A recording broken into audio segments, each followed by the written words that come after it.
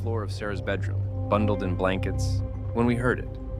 A faint, raspy whisper coming from the dark hallway outside her room. At first, we laughed it off. "Probably your little brother messing with us," I said. But Sarah's face went pale. "He's at my dad's house this weekend," she whispered. We went silent, listening. The house creaked, the wind whistled outside, but then, there it was again. A whisper, unmistakable, right outside her door. But the door was locked. Sarah grabbed my arm. "Check the time," she mouthed. My phone read 3:12 a.m. Then, knock, knock, knock. 3 slow, deliberate knocks. We froze. My heart was pounding so hard, I could barely hear anything else. The knocks came again, this time louder. Sarah grabbed her phone, trembling. "I'm calling my mom," she whispered. Her parents were asleep upstairs, but as she dialed, we realized something terrifying. There were no footsteps. Whoever was knocking hadn't walked up to the door. Sarah's mom answered, groggy. "What's wrong?" "Mom, someone's at my door," she whispered. A pause. Then, her mom's voice turned sharp. "Sarah, we just came downstairs. No one is there." Sarah and I looked at each other, chills running through our bodies. Slowly, I reached for my phone flashlight and shined it toward the door. Nothing. But then, the doorknob turned. Click, click, click. Someone or something was trying to get in. I grabbed Sarah's hand and pulled her under the covers like we were little kids hiding from the monster under the bed. Except, this one was real. The doorknob rattled harder and then suddenly, silence. Sarah's mom burst into the room, flipping on the lights. The second she did, the air changed. The suffocating, ice-cold presence that had filled the room was gone. The door, still locked. No one was there, no signs of forced entry. But the next morning, when we finally dared to check the security cameras, there was something. At exactly 3:12 a.m., the camera in the hallway glitched out completely, static and distortion. When it came back, the only thing it caught was our locked door, swinging open slightly, then closing by itself. We never had another sleepover at Sarah's house again.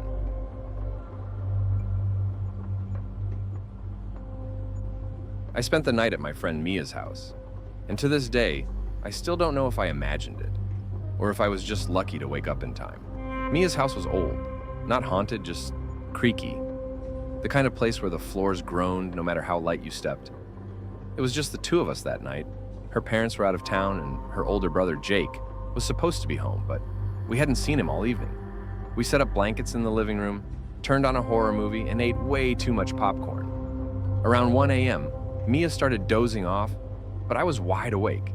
The movie credits were rolling when I heard something. A door closing upstairs. I sat up, heart pounding. Jake? But why would he be creeping around so late? I whispered. "Mia, did you hear that?" She groaned. "What?" I hesitated. Maybe I was imagining things. Nothing, never mind. But then the stairs creaked. Stairs. I grabbed my phone and turned on the flashlight, aiming it toward the staircase. Nothing. Just shadows stretching along the walls. Then I heard it.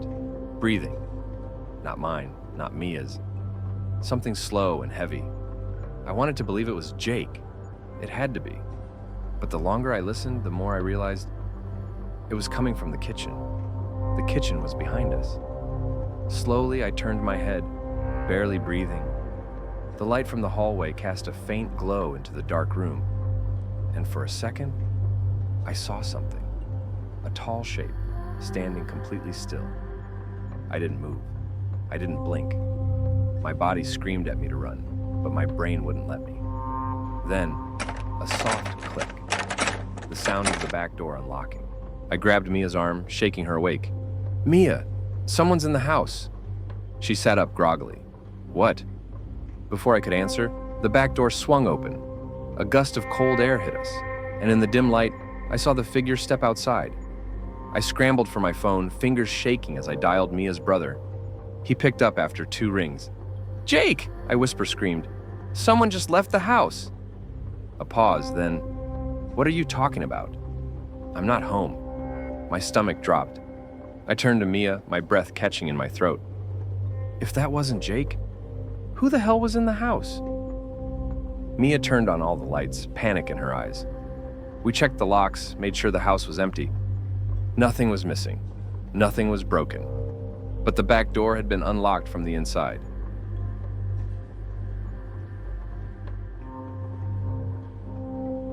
It was a Friday night, and Ethan had invited me and our friend Josh over for a sleepover. His parents were away for the weekend, so we had the house to ourselves.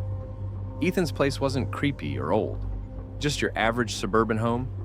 Big backyard, lots of windows, too many places for someone to hide. We spent the night gaming, eating junk food, and messing around. Around midnight, we decided to watch a horror movie. Halfway through, Ethan got up to grab more chips from the kitchen. That's when it happened. The front door unlocked. Not loudly, not forcefully, just the quiet click of a deadbolt turning. At first, I thought it was Ethan, but then I heard him in the kitchen, rummaging through the pantry. So, who just unlocked the door? Josh and I looked at each other, frozen. "Did you hear that?" I whispered. Before he could answer, we heard footsteps. Slow, deliberate, coming from the front entrance. Josh grabbed the TV remote and muted the movie. The room was dead silent. No voices, no movement. But we weren't alone. I wanted to yell for Ethan, but something in my gut told me not to. If we could hear the footsteps, whoever was out there could hear us too. Ethan came back into the room, oblivious. "Why'd you turn the sound off?" We shushed him immediately, pointing toward the front door. His confused expression faded when he saw the deadbolt was undone. He swore under his breath and slowly crept toward the entrance. Josh and I followed behind, barely breathing. Ethan reached for the knob and threw the door open. Nothing. Just his empty front porch and the dim glow of a streetlight. No signs of anyone. I let out a shaky breath, feeling stupid for freaking out. "Maybe you forgot to lock it?" Ethan shook his head. "I locked it. I remember locking it." Josh laughed nervously. "Dude, maybe your house is haunted." We all chuckled, trying to shake the unease. But as Ethan went to relock the door, something made me glance outside again. And that's when I saw it. Across the street, standing half hidden behind a tree, a man. Tall, unmoving, watching us. His face was obscured by the shadows, but I could see the faint outline of his body, his posture stiff, his head slightly tilted. He knew we saw him, and he didn't move. I felt my stomach drop. "Guys!" The second Ethan and Josh looked, the man stepped back into the darkness, disappearing completely. We slammed the door and locked it, double-checking every window, every entrance.